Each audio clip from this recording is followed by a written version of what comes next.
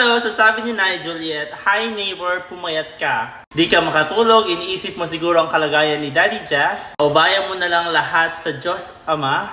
At mababa ang kuryente nyo dyan sa probinsya compared dito sa Manila. Ingat ka para sa pamilya mo." Salamat po, Inay, pero hindi po ako pumayat. Ayan o, malaki pa rin yung bilbil ko. Siguro parang pumayat lang ako dahil po siguro sa bagong gupit ko. Kasi, di ba, oh. Ayan, di ba? Kalbong-kalbo si Akla. Kasi, naiinit kasi ako sometimes kasi ang init-init. Tapos, pag nagising ko ng umaga, yung buhok ko po is makapal. So, parang galit na galit po sa isa't isa ang bawat strand po ng aking buhok. At ang hirap po niyang istylan. So, at least ganito, di ba? Kalbo, pagising ko ng umaga, wala na akong problema. Kasi hindi ko na siya alahanin. At saka mabilis lang naman lumaki yung aking humaba yung aking buhok. At syempre, ang init din ng panahon, so mas maganda ka nito, di ba? Fresh na fresh. Kahit yung mukha ko hindi fresh sometimes. So at least yung pakiramdam ko is fresh, di ba? And in regards naman po sa health ni Jeff, of course, nag-aalala ako kasi hanggang ngayon, hindi pa namin alam kung ano talaga yung kalagayan niya. So, mahirap talaga na parang araw-araw kang nagigising, hindi mo alam kung ano talaga yung totoo mong kalagayan. So, syempre siya, mas talagang nag-aalala talaga siya at hindi na siya makapaghintay na malaman kung ano po talaga yung totoong kalagayan ng kanyang kalusugan ngayon. And ako din po, lately, hindi ako masyadong makakatulog tuwing gabi. Siguro mga alas 12, mga alauna na ako nakakatulog. Kahapon niya, gising ako hanggang 4 AM. Pero kasalanan ko din yun kasi nanood ako ng isang show sa Netflix. At hindi na ako makatulog ng maaga. So, ayun, tinapos ko na lang siya. Pero, yun nga, alis na kami this week ni Jeff. Actually, in 2 days. Kasi Tuesday na ngayon at bukas.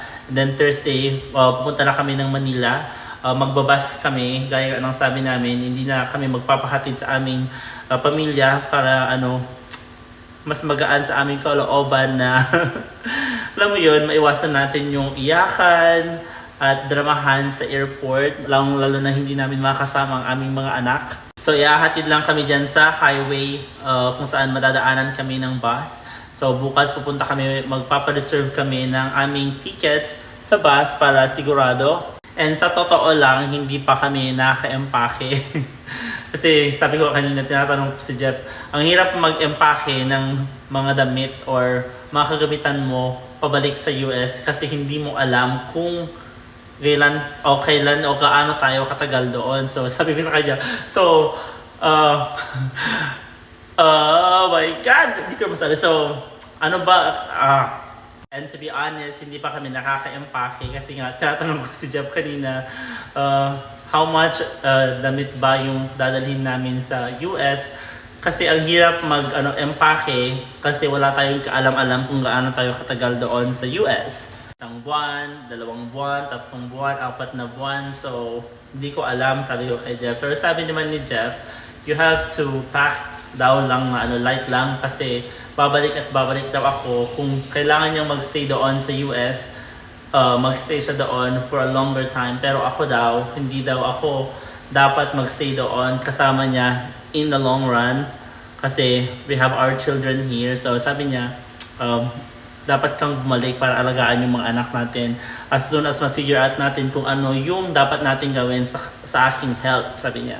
Which I understand naman. So sa mga nagtatanong kung matatagalan pa daw kami sa US, babalik ba kami para kunin ang aming mga anak. So yun po yung plano namin if we need to stay there for a longer period of time para sa treatment ni Jeff, just in case kailangan niya ng treatment, then talagang babalik ako para kunin ang aming mga anak.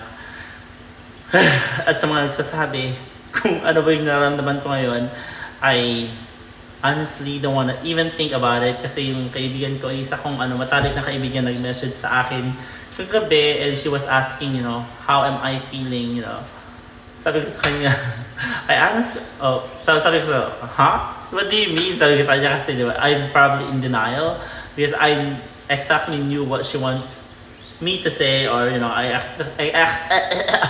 exactly knew what she was trying to ask. But like what I've said sa kanya, I don't want to think about it kasi the more I think about yung the fact na may iwan yung aming mga anak dito, it's not nice. Talagang maiyak lang talaga ako. So I'm just trying to be strong. And I told Maria, I'm telling Maria all the time na while we are not home, I want her to be responsible and I want her to listen to her elders, most especially to my parents, my sisters, her Uncle James, and to call me every day that we will be back very soon to be together again. So anyway, we love you all guys, and yeah, I will keep you guys up to date. At malapit na kaming umalis, so siguro mag-i-empake ako bukas or mamayang gabi. Kasi maaga yung alis namin sa Thursday, siguro 8 a.m. So anyway, bye bye guys.